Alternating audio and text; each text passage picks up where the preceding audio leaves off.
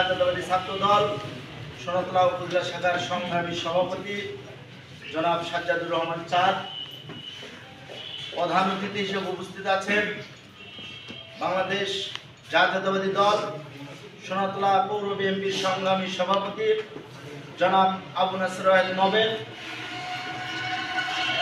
বিশেষ অতিথি হিসেবে উপস্থিত আছেন বাংলাদেশ জাতীয়তাবাদী ছাত্র দলের সাবেক ছাত্র নেতা সোনাতলা পৌর বিএনপির সংগ্রামী সাধারণ সম্পাদক জনাব শরীফুল ইসলাম খান নিপু। বিশেষ অতিথি হিসেবে উপস্থিত আছেন বাংলাদেশ জাতীয়তাবাদী ছাত্র দলের সাবেক ছাত্র নেতা সোনাতলা পৌর বিএনপির সংগ্রামী সাংগঠনিক সম্পাদক জনাব রাজ্জাকুল ইসলাম রাজ্জাক। উপস্থিত আছেন বাংলাদেশ জাতীয়তাবাদী ছাত্র দল সোনাতলা পৌর শাখার সংগ্রামী সভাপতি জনাব বকুল ইসলাম।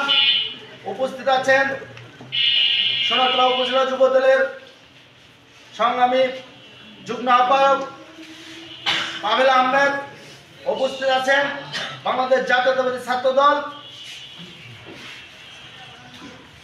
সোনাতলা পৌর শাখার সংগ্রামী সাধারণ সম্পাদক নাসিরউদ্দিন তাকবীর, সাংগঠনিক সম্পাদক অসীম সহ ছাত্র দলের বিভিন্ন ইউনিটের নেতৃবৃন্দ।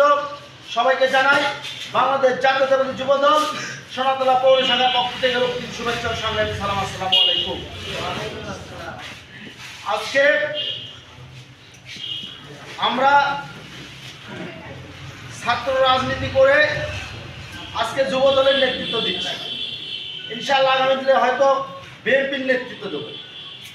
আজকে এই ছাত্র দল, আপনারা ছাত্র দল করছেন, এই ছাত্র দল হয়তো আগামী দিনে যুব দলে আসবেন, স্বেচ্ছাসেবকে আসবেন এবং বিএনপির নেতৃত্ব দেবেন। এই সোনাতলাতে বিএনপির আপনারাই হাল ধরবেন। এখন বিষয়টি হচ্ছে আজকে এখানে যে সদস্য সংগ্রহ ফরম দিচ্ছে, এই সদস্য সংগ্রহ ফরম এমনভাবে পূরণ করতে হবে যাতে কোনো আওয়ামী দোষর এতে স্থান না পায়। কারণ 17 বছর আমরা কষ্ট করেছি, জেল কেটেছি, মামলার শিকার হয়েছি, জুলুমের শিকার হয়েছি, অত্যাচার নির্যাতনের শিকার হয়েছি। আমরা কোনো সুবিধাবাদীকে এই ছাত্র দলে আশ্রয় প্রশ্রয় দিতে চাই না।